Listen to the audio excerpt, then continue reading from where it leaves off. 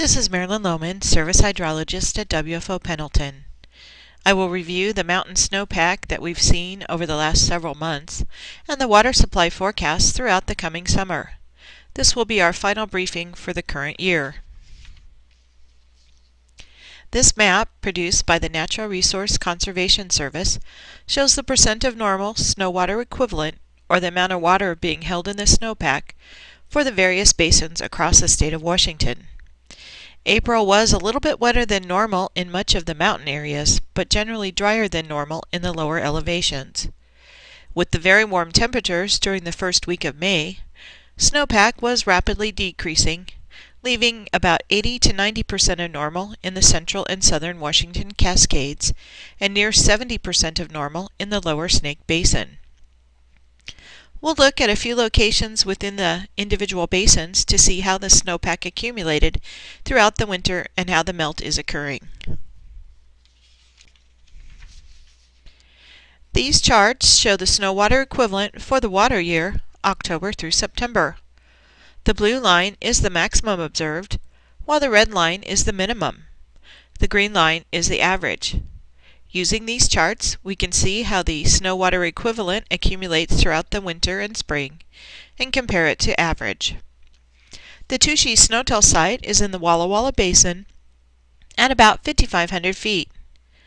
Looking at the black line, we can see that this site was running near normal throughout early January, and then with the below normal precipitation over the last few months, remained below normal throughout the spring season.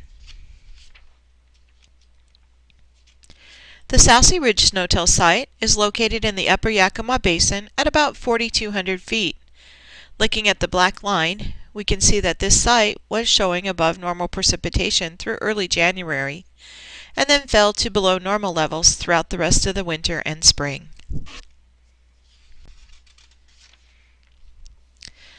The Bumping Ridge Snotel site, elevation 4,600 feet, is in the central Washington Cascades.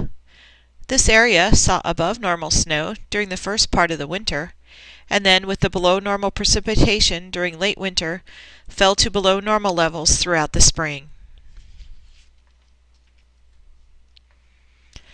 Across the Oregon portion of the Pendleton forecast area, the snowpack was pretty much depleted by May 15th, with only high elevation snow left across the region.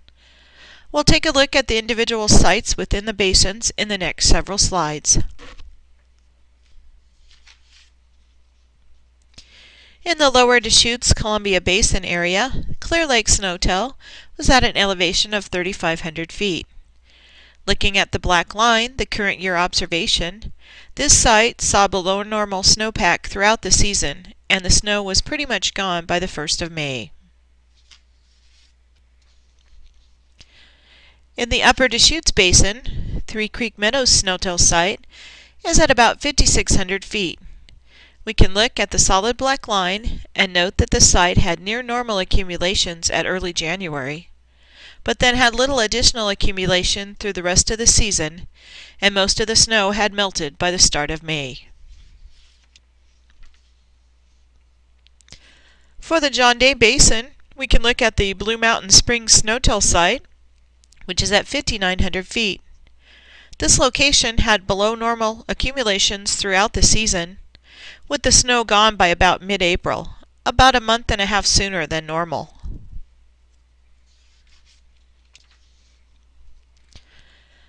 For the Umatilla Basin in the Blue Mountains, we can use the High Ridge site at 4,900 feet.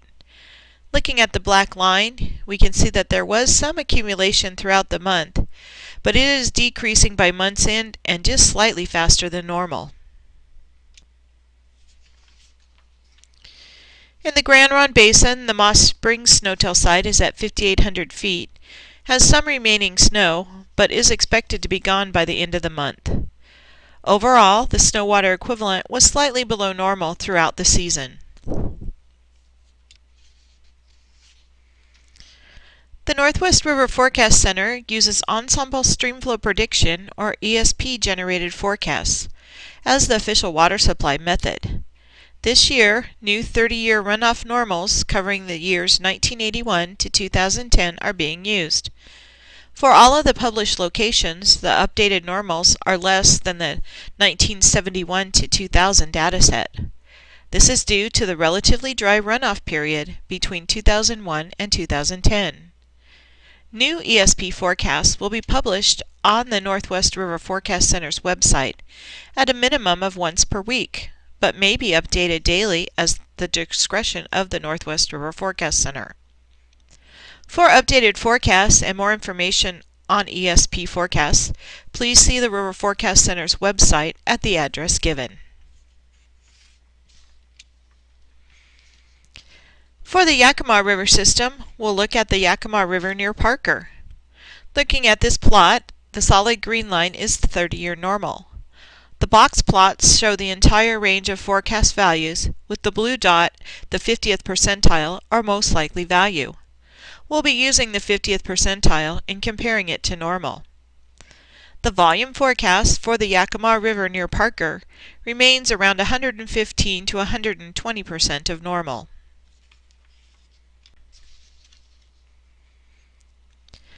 The forecasted volume of water for the Grande River near Troy is expected to be about 78% of average. The forecasts have trended down as below normal precipitation has occurred during the last few months. For the Umatilla River at Pendleton for the period April through September, the forecasted volume has increased to near 85% of normal due to some very heavy rain seen in April. The Columbia River at the Dalles can be an indicator for the entire Columbia Basin. Once again, we see the average plotted in green with the most likely value, the blue dot. The volume for the April through September period has remained nearly steady around 95 to 100% of normal. The previous seen plots and additional water supply locations are available in an interactive form on the Northwest River Forecast Center's website at the address listed on the concluding slide.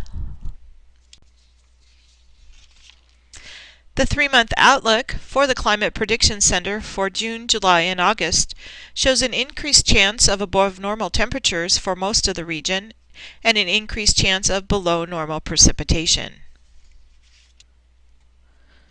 Once again, additional water supply forecasts and the interactive forecasts can be found at the Northwest River Forecast Center's webpage at the address listed.